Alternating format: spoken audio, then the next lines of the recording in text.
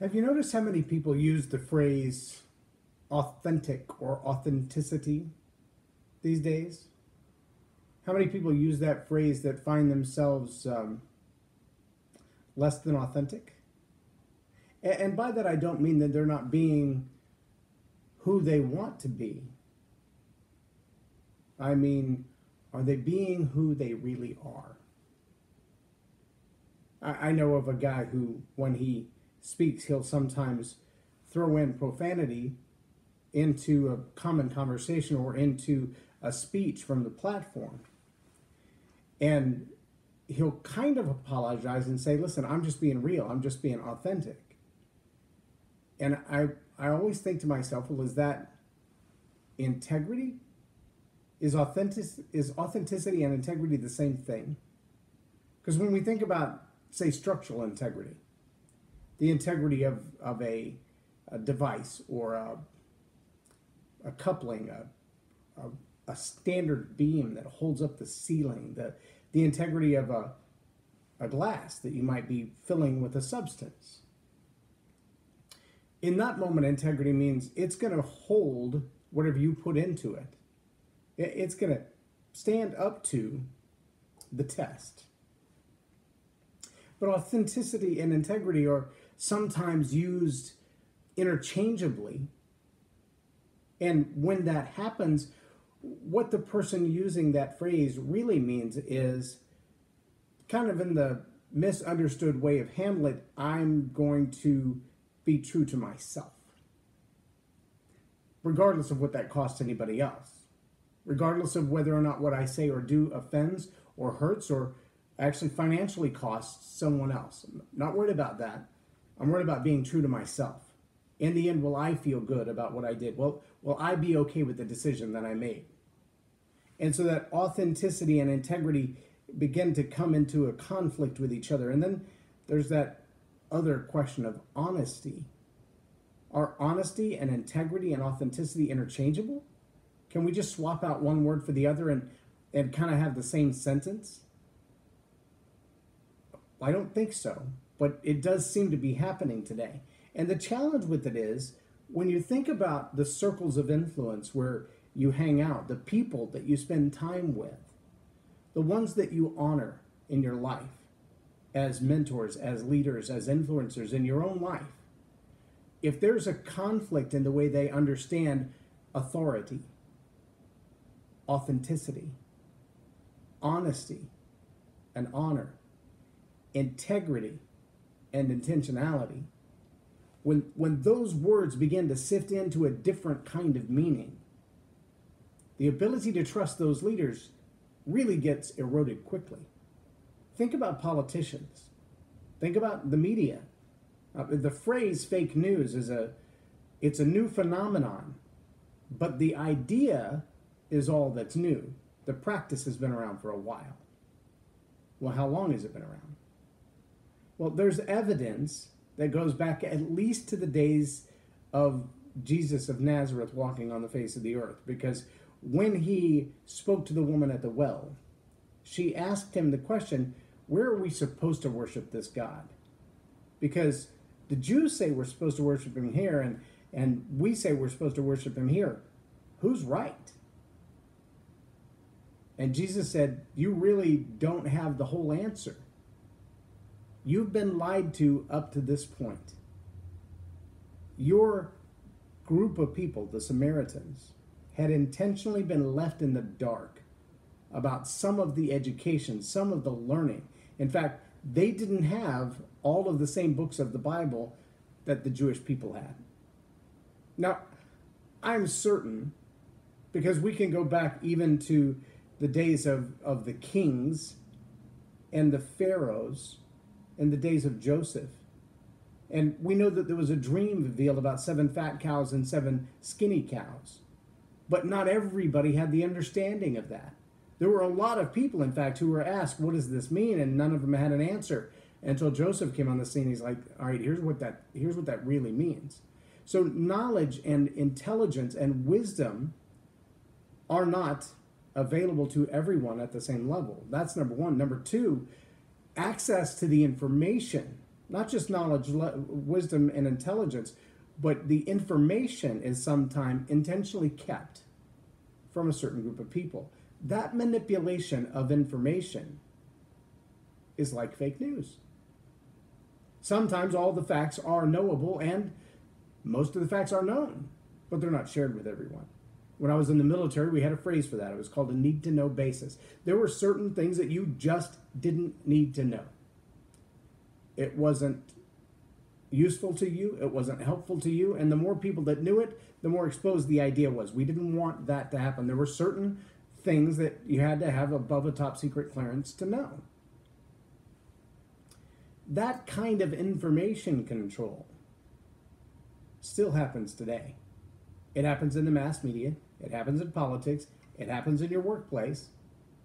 Unless you're self-employed, then it might still happen in your workplace. There may be things that you don't tell everyone that you do know. Pretty powerful to control information. How does that fit with integrity? What about honesty? What about authenticity? Are you being authentic as a leader if you're hiding information from certain people? Do you have integrity if you know something that you don't tell other people? Well, if you've signed a document that says you're going to keep this information confidential, or you've signed a document that says this is secret information and you know that, then integrity says you keep your commitment to that document.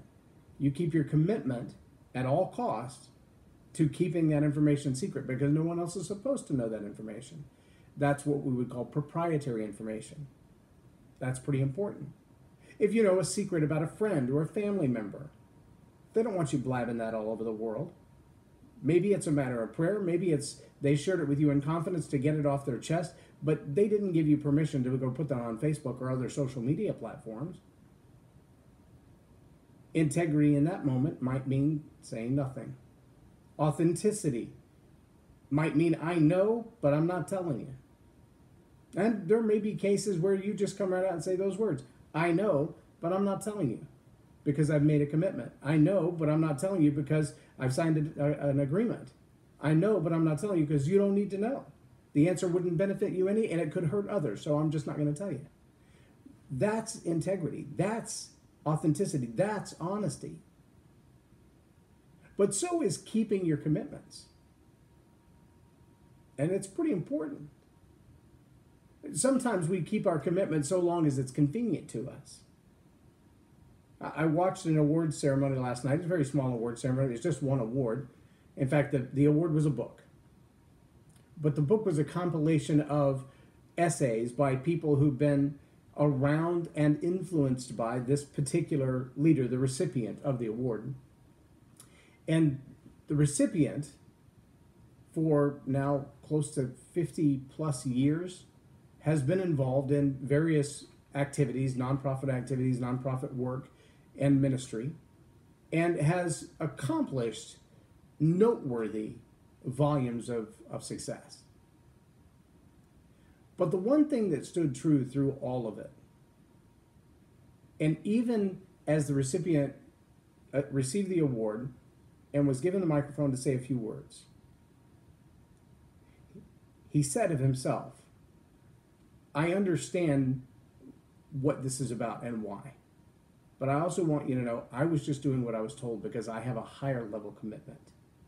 And my commitment to my faith, to Christ, has been the driving force behind all these things that I did.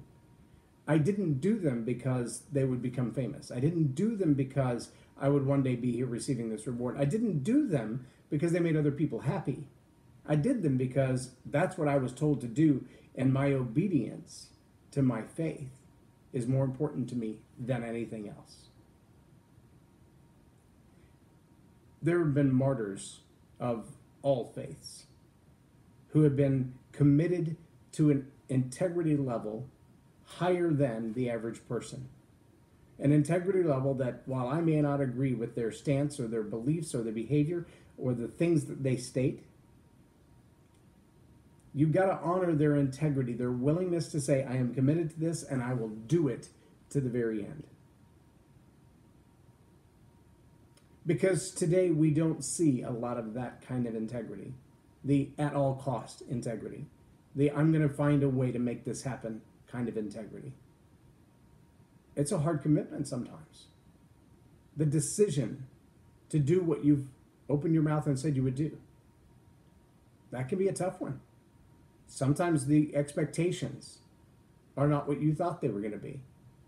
Sometimes a commitment is made with one set of parameters around it.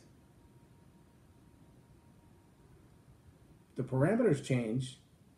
Does that change the commitment? You bought a car, you had a great job, then you lost the job. Do you still have a commitment to pay for the car? Of course you do. You still have a commitment to pay all the other bills? Of course you do. Is it going to be more of a struggle? Of course it is. But if you're integrous, if integrity drives you, you find a way to make that happen. You pick up an extra job or two or three, or you learn to do other things that you haven't done in the past. You open up opportunities for resources and talent to come your way that maybe in the past you've simply ignored. And you make those things fruitful until the next opportunity comes along, until the next, whether it's a job or income source or trade, comes into your life. But the commitments that you made in one season don't simply go away because the season has changed. I know this. I'm experiencing this right now. And I've recently had my integrity questioned. It's not a comfortable place to be. And I'm not saying it was wrong. It was just a very uncomfortable place to be. It's a challenge. But do you stand up to the commitments that you made? Do you find a way to make it happen at all costs? Do you do what it takes to deliver on the commitments that you made? Because that's integrity. And that's required of leaders. Because without trust, which comes from integrity, without trust, which comes from honesty, without trust, which comes from authenticity, without the ability to make a commitment and stand up to it, you'll have no influence. And without influence, you can't make an impact. Without an influence with significant impact, you won't leave a legacy. Without an influence and significant impact to leave a legacy, your honor may be the thing left on the chopping block. When you're gone from this life,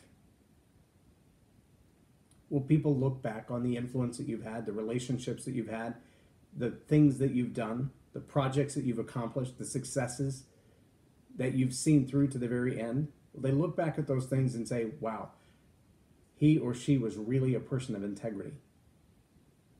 They were very authentic. They never portrayed being someone that they weren't. They never set up a facade. They were honest in their dealings. They had integrity to their commitments. Or will they say, yeah, they still owe me money. Yeah, they never completed that project. Yeah, they broke every promise they ever made to me. It's in the small things those decisions have to be made. It's in the daily activities, the small choices, that commitments are either made or broken. Every day. Every day. John Maxwell's book, Every Day Matters, lists some of the things that you have to do every single day because they don't do themselves. And if you skip a day or two or three and you get out of the habit of it, it's hard to get back in the habit of it. Every day matters. Every little decision, everything that you do. If you're going to operate with authenticity, with honesty, with integrity, if you're going to stand up to your commitments, if you're going to be honorable, you got to do that every day. How you do anything is how you do everything. And you've got to stay committed to those promises that you made. I'm J Loren Norris, and you've been watching Tell It Like It Is TV. Have a blessed day.